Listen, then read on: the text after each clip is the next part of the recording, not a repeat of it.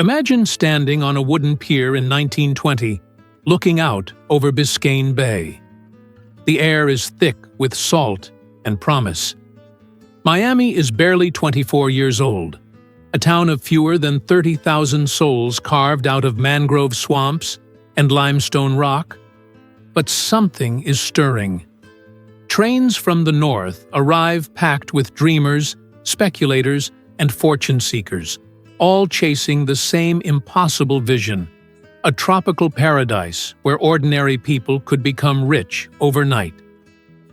Carl Fisher, a brash millionaire from Indiana, has already begun transforming a mosquito-infested sandbar into what he calls Miami Beach. He plants a giant illuminated billboard in Times Square that reads simply, "It's June in Miami." And it works.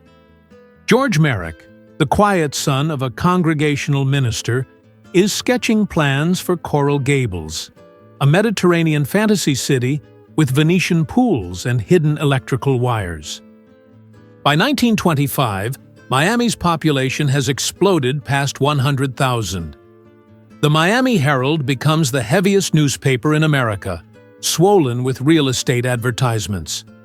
Land that sold for $2,000 in 1920 now fetches $50,000. Men in straw hats flip properties 10 times in a single day, never even visiting the lots they buy. Young binder boys stand on street corners collecting down payments from tourists still dizzy from the train ride. Hotels cannot be built fast enough, so newcomers sleep in tents, on porches, anywhere they can find shade.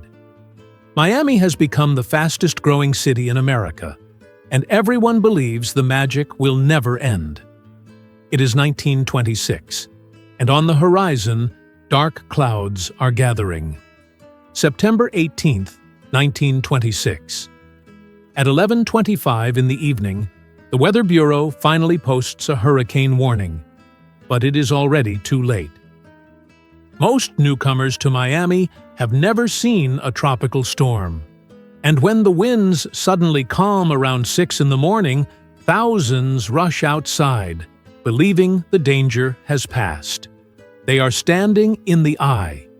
Minutes later, the second wall hits with winds exceeding 150 miles per hour and a storm surge 10 feet high.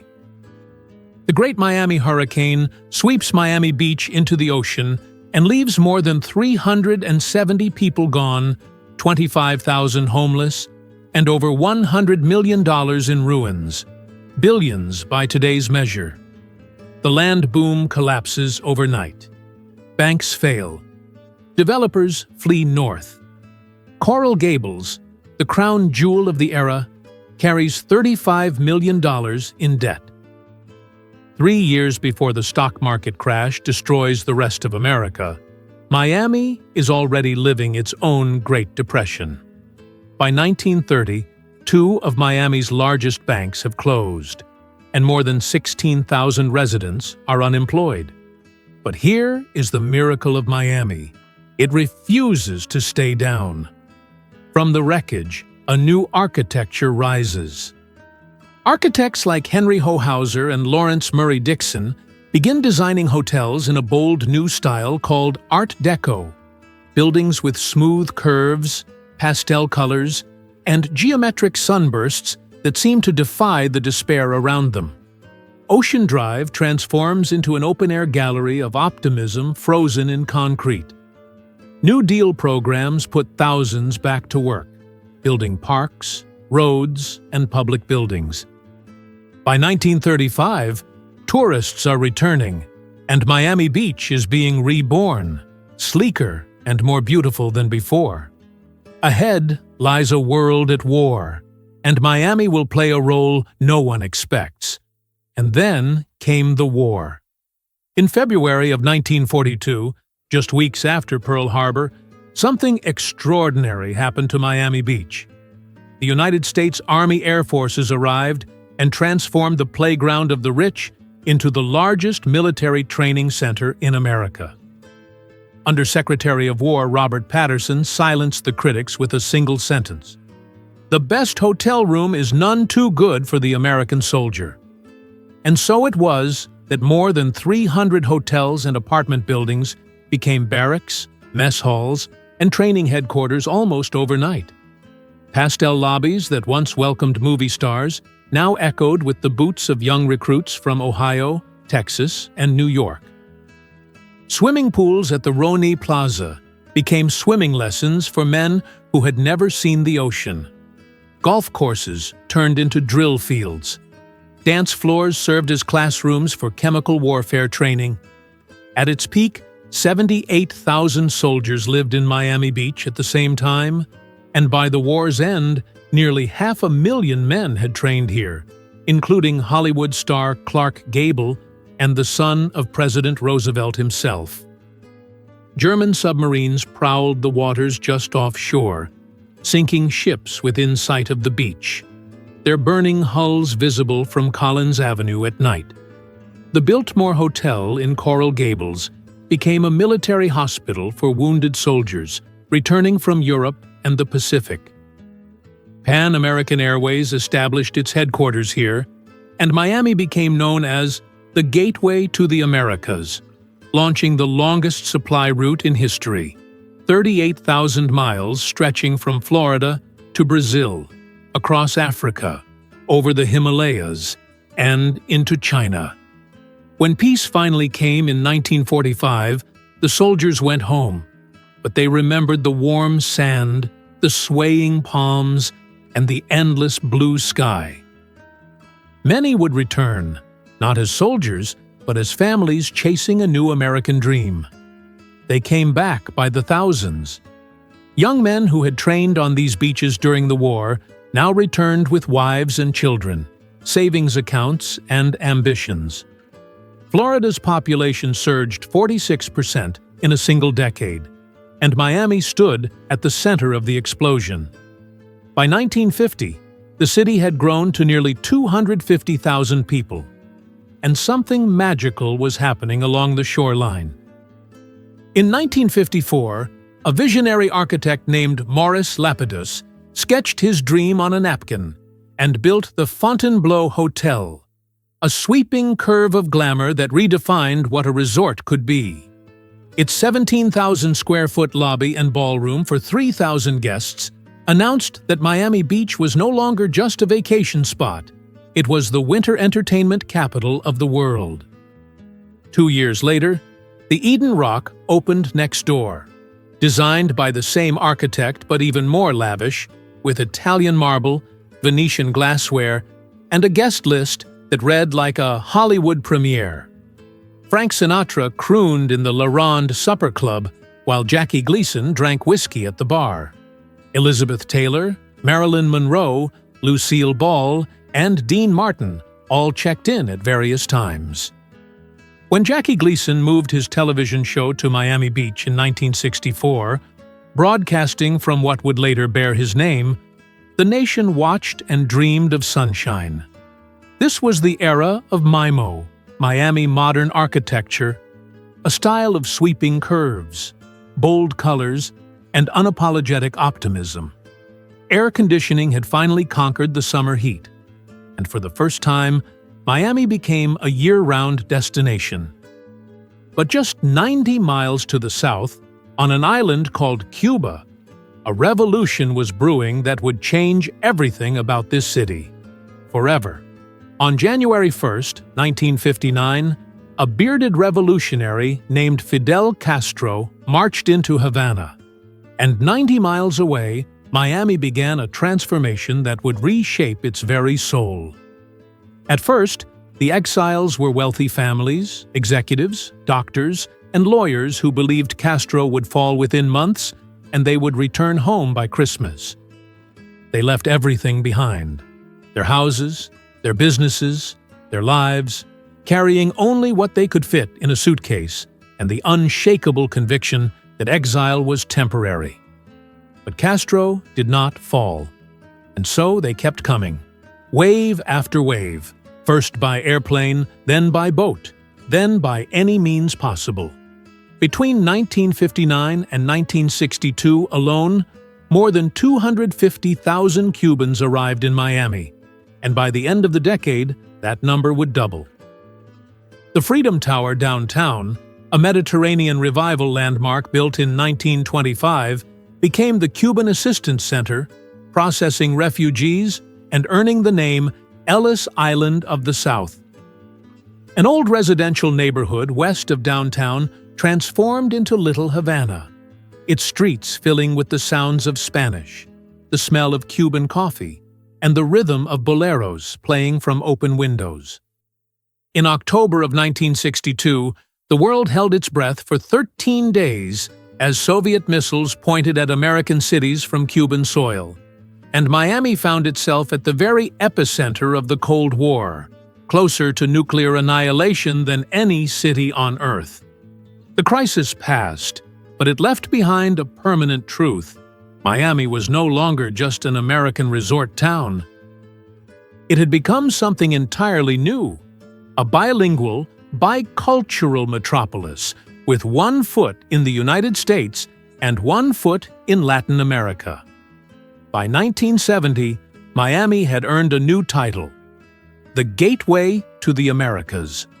The airport that had started as Pan American Field in 1928 now handled more international flights to Latin America and the Caribbean than any other airport in the nation, and it was only growing. Cargo planes arrived daily carrying flowers from Colombia, fruit from Ecuador, and electronics bound for Buenos Aires. Passenger jets brought businessmen from São Paulo, tourists from Caracas, and families reuniting from every corner of the Spanish-speaking world. The Cuban exiles, once dismissed as temporary refugees, had proven themselves permanent and powerful, building an economic enclave that served as a model for immigrant success in America. They opened banks that understood Latin American finance, law firms that navigated international trade, and businesses that bridged two cultures with ease. But the Cubans were no longer alone. Throughout the 70s, new waves arrived from across the hemisphere. Nicaraguans fleeing political turmoil, Colombians seeking opportunity, Venezuelans escaping economic instability, and Haitians crossing treacherous waters in search of freedom. Spanish became the language of commerce as much as English, and bilingualism shifted from curiosity to necessity. Yet beneath this prosperity, shadows were forming. By the late 70s, a new industry was emerging along the Caribbean shipping routes, one that operated outside the law and would soon explode into headlines around the world. The money was enormous, the violence was growing, and Miami was about to enter its most turbulent decade. 1980 arrived like a storm. In April, Fidel Castro opened the port of Mariel and announced that anyone who wanted to leave Cuba could go. Within months, 125,000 Cubans crossed the Florida Straits in fishing boats, shrimp vessels, and anything that could float. They were called Marielitos, and among them were doctors, artists, families desperate for freedom, and a small but notorious group that Castro had released from prisons and institutions. Miami was overwhelmed. That same year, racial tensions exploded in Liberty City after the tragic loss of Arthur McDuffie, an unarmed black man, at the hands of police officers who were later acquitted. The city burned for 3 days, and beneath all of this chaos, a different kind of empire was rising. The commerce of illicit substances had found its capital, and Miami became ground zero for billions of dollars flowing through Caribbean shipping routes. Banks sprouted along Brickell Avenue, built with cash that arrived in suitcases. The city's violent crime rate soared to the highest in the nation. Yet even in darkness, something beautiful emerged. In 1984, a television show called Miami Vice premiered, broadcasting images of neon lights, pastel suits, and palm-lined streets to living rooms across America. The Atlantis building on Brickell, with its bold colors and revolutionary design, became an international symbol of the city. Miami was dangerous, glamorous, and utterly unforgettable.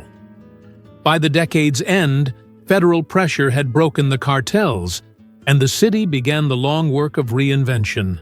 The reinvention would be tested immediately. On August 24, 1992, Hurricane Andrew struck South Miami-Dade County, with winds exceeding 165 miles per hour, the strongest storm to hit Florida in decades. Entire neighborhoods vanished. More than $25 billion in damage was recorded, making it the costliest natural disaster in American history at that time.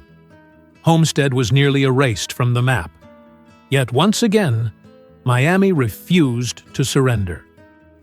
The destruction forced a complete modernization of building codes, and the reconstruction brought investment that transformed the region. Throughout the 90s, a new wave of wealth arrived from South America, Europe, and beyond, drawn by Miami's unique position as a bridge between continents. The design district began its metamorphosis from furniture showrooms to luxury boutiques. Then, in December 2002, something extraordinary happened. Art Basel, the prestigious Swiss art fair, opened its first American edition in Miami Beach. Overnight, the city became a destination for collectors, dealers, and artists from around the world. Abandoned warehouses in Wynwood transformed into galleries covered in murals by masters of street art. Miami was no longer just sun and sand. It had become a global cultural capital, a place where Latin American fortunes met European sophistication and American ambition. The skyline kept climbing, and the world was watching. Yet just as Miami declared itself a global metropolis, the foundations began to tremble. In 2008, the financial crisis struck with devastating precision, and no American city fell harder than Miami. The luxury condominiums that had risen along Brickell Avenue sat dark and empty. Monuments to excess now haunted by foreclosure signs. Occupancy rates in some towers dropped below 5%. Property values collapsed by half, and for a moment, the dream seemed over. But Miami has never accepted defeat. Foreign investors, paying cash and seeking refuge from instability in South America and Europe, saw opportunity where others saw ruin. By 2012, the market had begun its improbable recovery. The crash itself became a catalyst. Developers purchased prime land at a fraction of its former cost, and from this wreckage emerged Brickell City Center, a billion-dollar complex that would transform the neighborhood into a true urban center. The skyline climbed ever higher, and beneath those gleaming towers, a quieter challenge was emerging. Scientists warned that sea levels around Miami had risen nearly a foot since 1900, and sunny day floods were becoming 4 times more common.